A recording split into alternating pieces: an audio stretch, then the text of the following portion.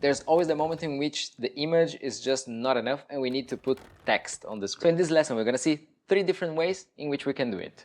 And the first one is just making the text pop on the screen like this, or maybe appearing like this. So basically what we need is to just find the text effect over here in the toolbox. So titles, and we're going to find text plus. Drag and drop it here on the timeline. And now we have just a random text here in the middle of the screen. Now, if you just want it to pop and disappear, you can just put it there and then drag and drop this to be as long as you want, and it just disappears. These text boxes can be customized by coming up here to the inspector and clicking on title. And here you can change the font, the size, and many other features of this text box. And like any other media or clip, you can just alt-click and copy it. And you can also move it around by clicking here and just moving it to a new position. And if you click up here, you can also rotate it as you'd like. This is great for quick emphasis without any distractions. Now, one thing to pay attention is where you position the text and the color against the background. So a white text over this background here looks okay, it's readable, but it's not very nice. It's very cluttered in the background for you to be able to read properly. But instead, if I position it over here, it already starts getting a little bit better. But if, for example, if I changed the color by clicking here in color and just selected something that it's way too similar to the background, like this, for example, it starts getting way more difficult to read this. So what I recommend you is to look for clean parts of the background and use colors that are completely contrasty with the colors of your image. Another key aspect of this is how long this text is going to be on the screen, because people need time to read it. So if it's just a quick title like this, only a couple of seconds, it's going to be more than enough. But if you're putting a full quote from someone, then you need to read it and be sure that everyone watching the video is actually going to have proper time to do it also. Now, level number 2 of this text creation is doing animations. So you can play with opacity, size, font, all of these things, and keyframe it. So if you skipped the lesson about keyframing, I highly suggest you to go back and watch it. So let's set keyframes for all of these. And if you're lazy and you just want to be sure that you created keyframes for everything that you need, you can just click the keyframe icon up here, which is going to create keyframes for all of these properties. So let's say that you want these to be totally hidden and pop on the screen like you saw before. So let's put this zoom as 0. So it's completely going to disappear. Even more personal. About here, I would like it to be already at the normal size. And here it should be, let's be 1 frame before. Let's make it way bigger like this. Okay. So now I'm just going to navigate using the arrows here so that I know exactly where I am during this clip. Here, it's where it's completely hidden, right? So I'm going to create another keyframe, but this time for the opacity. And here I want it to be at 0%. When it's in the normal size, so I'm going to click here in the right arrow of the zoom, I want it to be 100%. So let's just take a look at how it is right now. So it starts completely small and it begins to appear and come up and zoom in. Okay, let's navigate here, right? This is the 100%, and this is the bigger one. And here I want it to fade out again. So let's just put the opacity back to 0, and let's see what's happening. Okay, so it fades in and out, and that's it. I'm not saying that this looks extremely beautiful, but it's very interesting to know how to do it because you might have many other uses for this in your videos. Okay, so now if you're ready for the level 3 of text creation, this is what we're going to be doing. So sometimes you just don't want or you just can't manage to put any kind of text on the screen because it's just too confusing, the background. So you'd rather create either a side panel or something that darkens this area or blurs or even both of them at the same time so that the text can be on top and very clear.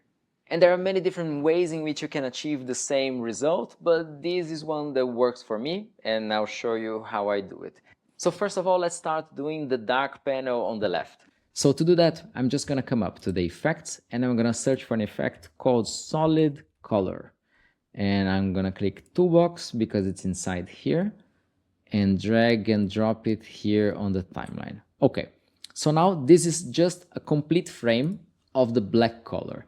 So if I come to generator here in the inspector, I can change it to whatever I want. I'm just gonna leave it as black right now. But the thing is, the opacity is 100%, so it's covering everything. I'm gonna come up here to the settings and change the opacity to maybe, let's say, 50%. You can also enter the value as you prefer. So like this, for example. But we don't need to cover all the screen, right? We just need to cover only the left portion. So we can come up here to the position and just drag and drop it until where we think it's enough. So let's say just about here. Okay, so now we have a panel here on the left that is a little bit darker. So if I position a text here on top, for example, and just position it here like this, you can see how much easier it is to read instead of when we don't have it. And it just makes it look that little bit more professional. But there are some extra things that we can do over here to make it look even nicer. So the solid color is here. And one of the things that I don't like about it is how it's so sharp here. And you can clearly see where it ends. The way to make it a little bit softer is coming up to the cropping menu. And here on the crop right, you can just crop a little bit. And it's just going to cut it a tiny bit. And you can adjust the softness and make it a little bit bigger, like this, for example. And it just makes the transition a little bit nicer than it was before. You can play with it, making the cropping a little bit bigger, the softness a little bit bigger, until you find the result that you think it looks nice. And as usual, to make it look nice, we can actually keyframe it in and out. So for example, here in the solid color, if I just make a keyframe for the position, handwritten, some seconds later, I do another keyframe, and going back to the first one, so now we're like right in the start, we can just move it completely out of the screen, and we can see the result. Handwritten effects. This is great if you just want to highlight some keywords of what you're talking about in that moment. Short, impactful, and very clear to read. Okay, now your text is quite well highlighted, but still the background is a little bit too complicated. So this takes us to level number 3, which is adding a little bit of blur just to make that separation from the background even better. So let's take a look how to do it.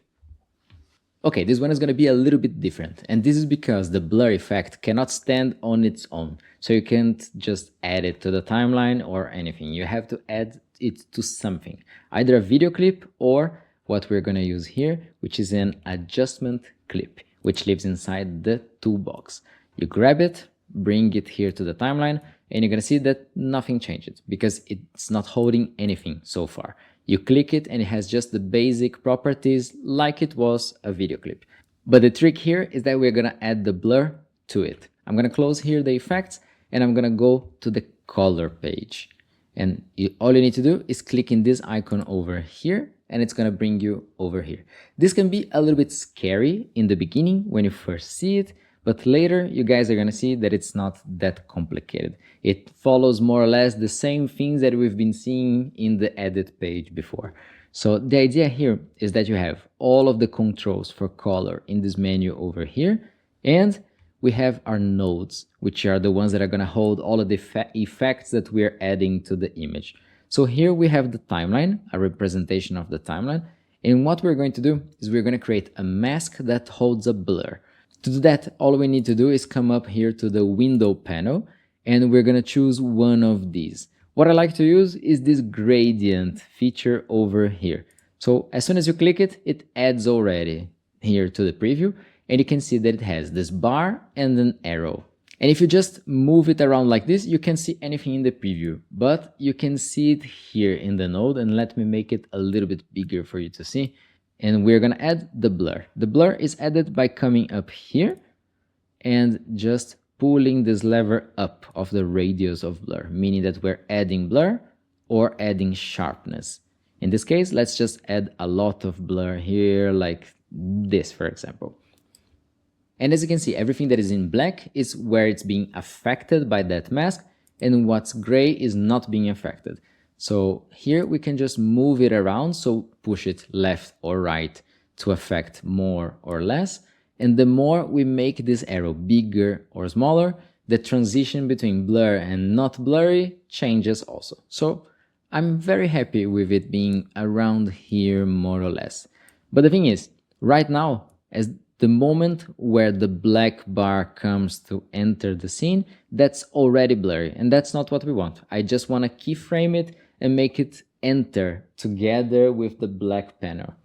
And to do that, we're gonna have to animate it just like we animated all of the other things, by keyframing. And the keyframing sector is exactly here in the color page. If you're not seeing it yet, you can just come up here to the right side and click here on keyframes. Sometimes it's the scopes that are active, so you just click here on the keyframes and it's gonna be there. Okay, so let's just click here on the adjustment clip, and I'm gonna set a keyframe for the corrector one, which is exactly the effect that we created here. Let's move it here a little bit, and you're gonna see that it already marked here as red, and it created the keyframes in this point. Let's go forward a little bit in time, maybe here, for example, and this is exactly where I want the blur to stop. So let's just move it here a little bit, and it created the transition. Okay, we go back, and we can just move it out of the screen like this, and see what happens. Slowly, you see that it's moving in. The black panel is also coming in. So it's making all that side blurry and dark at the same time. But now you probably noticed that we have a problem. Our text is also getting blurry. So let's solve this. We come back to the edit page, and it's getting blurry because it's positioned below the adjustment clip. The blur is affecting everything that is below the adjustment clip. So all we need to do is grab this and just pull it upwards like that, and that's it. And now you can see how much clearer it is to read this text over there instead of not having the blur or not having even the black panel. Look the huge difference that just these two things make. And now you might be thinking that, come on, this is just like way too complicated to be doing that every single time. But the trick is, you only need to do it once, and you can save this to be reused in all of your future YouTube videos. And the way of doing it is by simply grabbing this adjustment clip that you just created and dropping it here in the media pool. And the same thing for the solid color, which is the black panel, just drag and drop in the media pool. So if you just drag and drop this from the media pool in any other place of this video, the exact same effect is going to be applied. Okay, enough from these effects. Let's go to the next lesson where we're going to learn how to screen record.